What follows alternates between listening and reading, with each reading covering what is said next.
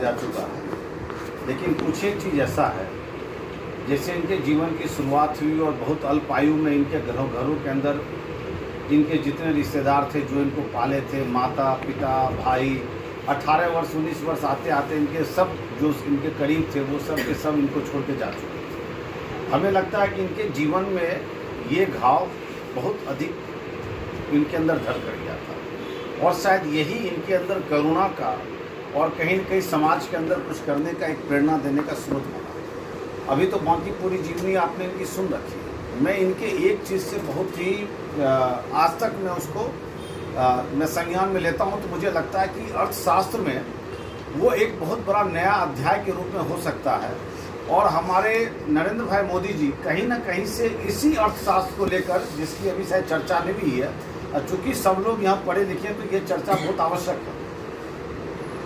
पंडित दीनदयाल उपाध्याय जी 1968 में जब कानपुर में अधिवेशन हुआ था तो उन्होंने एक इकोनॉमी के ऊपर एक अपना जैसे मानवता के ऊपर इन्होंने दिया था, मानववाद के ऊपर दिया था, वैसे ही इकोनॉमी के ऊपर एक बात कही थी और इकोनॉमी के ऊपर उसको पास कराया था। वो सोशियो इकोनॉमिक सिस्टम था। सोशियो इकोनॉमिक सिस्टम क्या था? उन्होंने कैपिटलिज्म को भी विरोध किया था, जो विदेश से पूंजीवाद व्यवस्था थी उसको भी विरोध किया था और जो मार्क्सवाद की सामाजिक व्यवस्था थी, कम्युनिस्ट की जो सामाजिक व्यवस्था थी उसको भी विरोध किया। फ्री में हर चीज़ नहीं चल सकता और दौलत से हर चीज़ नहीं चल सकता। ये दोनों चीज़ का विरोध करते हुए उन्होंने कहा बीच का रास्ता निकालो, संघर्ष न करना पड़े। सोशियो इकोनॉमिक की जो पॉलिसी थी वो पंडित दीनदयाल उपाध्याय की पॉलिसी थी। और आज जो मैं समझता हूँ, एक बात जो इसको मैं आज वर्तमान युग से जोड़ता हूँ, तो आज हम कहते हैं कि हमारा इकोनॉमी बहुत गिर रहा है, इकोनॉमी बहुत चल रहा है, तो हमने जीडीपी का नाम ले लिया। हमने कह दिया जी जीडीपी बढ़ गया। जीडीपी का प्रयोग इस देश के अंदर मात्र 1.5% लोग करते हैं। पंडित दीनदयाल उपाध्याय जी का इकोनॉमी के ऊपर था कि देश की समृद्धि और देश का विकास इस स्तर से नापा जाएगा कि हमारे देश में कितने लोग हैं जिनके पास आवास है, कितने लोग हैं जिनको खाने के लिए रोटी है। देश की समृद्धि जीडीपी से नहीं देखा जाएगा और जीडीपी को इस्तेमाल करने वाला 130 करोड़ की आबादी में मात्र 1.5% है। बाकी जितने लोग हैं 99% कह लीजिए, 98.5% लोग कह लीजिए, वो उनको उस जीडीपी से मतलब नहीं है जो देश के विकास का सूचक होता है। ये एक विदेशियों की नीति थी अपने सामानों को बेचने का और कंपनी के मूल भाव को बढ़ाने का और व्यापारिक तनाव उतार चढ़ाव को मैनेजमेंट करने का अर्थनीति के द्वारा। इन्होंने अर्थनीति दी थी कि अगर आपके देश में आज भूखों की संख्या 1 लाख है और ये भूखों की संख्या गिर के 50,000 हो जाए तो आप समझ लो कि आपके देश की जीडीपी बढ़ी है। अगर इस देश में किसी के पास मकान नहीं है और मकान मान लीजिए 1 करोड़ लोगों के पास मकान नहीं है और आगे 70 लाख लोगों को मकान हो जाए तो समझो आपके देश की जीडीपी बढ़ी है। क्योंकि जो इनका अंत्योदय का वो सिस्टम था कि अंतिम छोर पे जो व्यक्ति खड़ा है उसके पास समृद्धि की चीज़ें पहुंचनी चाहिए और उसी इकोनॉमी को लेकर ये चले थे।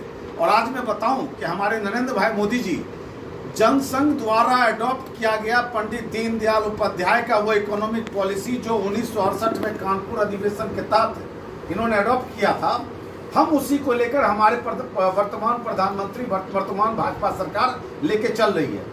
वर्तमान सरकार ये देख रही है कि कितनों को हम घर दे सकते हैं। जो अंतिम व्यक्ति बैठा हुआ उसको हम घर दे सकते हैं कि नहीं दे सकते। उसको अकाउंट से एक अगर बुढ़िया जिसको अक्षर अपना नाम अंगूठा से चलाती है, वो क्या है बैंक में जाकर अपने पैसे का लेन देन कर सकती कि नहीं कर सकती? कर सकती है। तो उसके लिए अकाउंट खोला गया। 34 करोड़ लोगों का अकाउंट खोला गया देश में। आज़ादी के बाद इतना बड़ा ये कार्य हमें लगता है ये कहीं ना कहीं से इकोनॉमी को अगर आप कोरिलेट करें तो पंडित दीनदयाल उपाध्याय की ये एक सोच थी, कल्पना थी कि हमारा विकास, हमारी समृद्धि अंतिम व्यक्ति की समृद्धि से तुलनात्मक करके उस हिसाब से उसको जोड़ा जाए। और इसी को किया गया। कई करोड़ मकान दिए गए, शौचालय दिए गए, समृद्धि की वो हर व्यवस्था की गई। आज आपने देखा होगा कि मजदूर के वेतन का भी 15,000 रुपया फिक्स किया गया कि उसके घर में, एक मजदूर के घर में 15,000 रुपया आए। अभी पास हुआ बिल। तो आप ये समझिए कि आज हमारा नरेंद्र भाई मोदी की जो इकोनॉमी है उस इकोनॉमी की तार कहाँ जुड़ी हुई है। कहने का अर्थ ये है कि पंडित दीनदयाल उपाध्याय बहुत कम एज में मृत्यु उनकी अवश्य हो गई, उन्हें अवश्य मार दिया गया। उनके कहीं न कहीं प्रभाव से ये विदेशी ताकतों के जो एजेंट लोग यहाँ देश के अंदर थे, कांग्रेस थी, उनके अंदर विचलन हुई और एक बहुत बड़े योद्धा को, एक बहुत बड़े चिंतक को, एक बहुत बड़े क्रांतिकारी विचार को, एक सोच को मारने की कोशिश की गई, लेकिन वो सोच मरा नहीं। 70 साल इंतजार करने के बाद वो सोच फिर से इस राष्ट्र में पैदा लिया और उसी सोच के ऊपर नरेंद्र भाई मोदी कार्य करते हुए आज जो आप इतने लोगों को मकान, इतने लोगों को घर, किसान का न्यूनतम मूल्य, किसान किसी को भी अपना अनाज बेच सकता है, जिसके लिए फर्जी कांग्रेस तांडव करवा रहे हैं, ये सब उसी तांडव का नतीजा है। एक किसान के घर पैसा पहुंचे, एक मजदूर को 15,000 रुपया मिले, जिससे कि उसके अंदर 4 घर 5,000 मिल रहा है, तो उठ के 15,000 हो जाए तो समृद्धि हो गया, घर हो गया तो समृद्धि हो गया, शौचालय हो गया तो समृद्धि हो गया, गैस हो गया तो समृद्धि हो गया।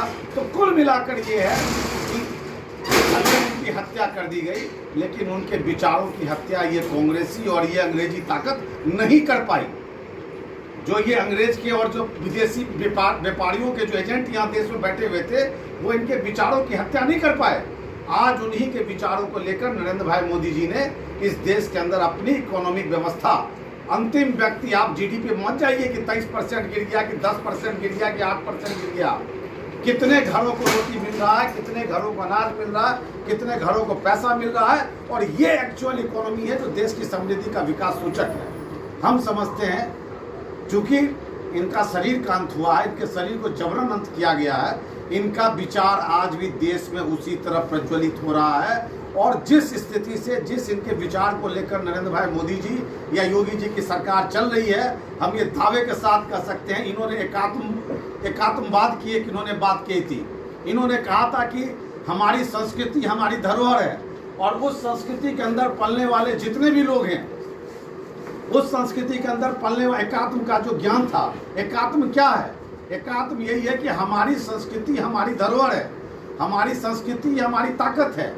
इस संस्कृति के अंदर जो भी बसता है, भले वो मुसलमान क्यों ना हो, भले वो क्रिश्चियन क्यों ना हो, भले वो किसी जाति का क्यों ना हो, इनका कुल मिलाकर कहना था कि मानवता के एकात्म में, मानवता में कोई धर्म और जाति नहीं होती, मानवता ही श्रेष्ठ होता है। और संस्कृति को बचा कर रखना, उसको लेकर आगे चलना। हम समझते हैं आज जो भारतीय संस्कृति का दोबारा राम मंदिर का बन जाना, 370 का हट जाना, जहाँ जहाँ इस संस्कृति को दबाए जाने की कोशिश हुआ, उसको ठीक करना, ये राष्ट्रीय उदय का एक बहुत बड़ा सूचक है।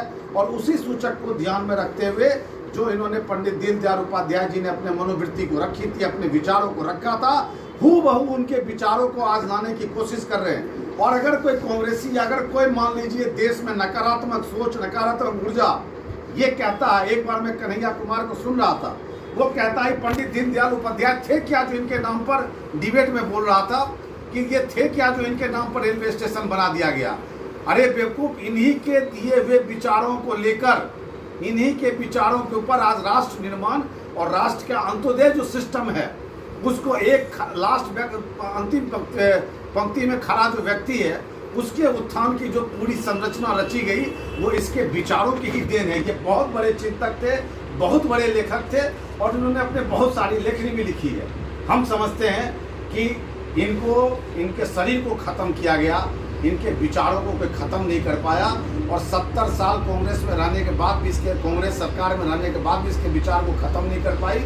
और आज भारतीय जनता पार्टी की, नरेंद्र भाई मोदी की सरकार हो, योगी की सरकार हो या भाजपा का जो विचार हो, वो सब के सब इकोनॉमी में इन्हीं के विचारों को लेकर चल रहा है। जिस दिन इंटरनल स्ट्रेंथ, ताकत बनेगी इस देश के अंदर, उस दिन खरीदने की क्षमता बढ़ेगी।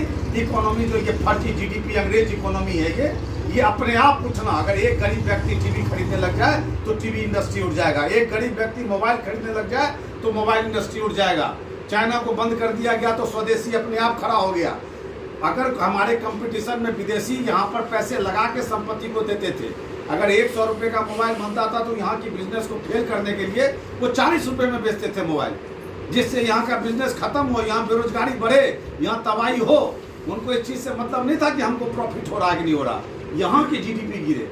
तो कहीं न कहीं हर तरीके से इनका विचार इकोनॉमी के ऊपर, इनका विचार एकात्म इंसान जो है उसके ऊपर, ये दोनों थॉट इस देश के अंदर आज प्रज्वलित हो रहा है, फलित हो रहा है। और शायद यही कारण है कि इस भारतीय जनता पार्टी के काल में जहां सुदृढ़ता इंसान के अंतिम व्यक्ति तक हो रहा है। हम आज इतने बड़े प्रदेश में, इतने बड़े देश में, हर जगह, हर कस्बे हम इनका जन्मदिन मना रहे हैं। और ये जन्मदिन मनाने लायक महापुरुष थे, इसलिए हम समाज एकत्रित हुए। हमें लगता है इस ज्ञान का 2 हिस्सा भी अगर हमारे जीवन में आ जाए तो ये देश समग्रता की ओर बहुत आगे तक बढ़ जाएगा। जय हिंद, जय भारत।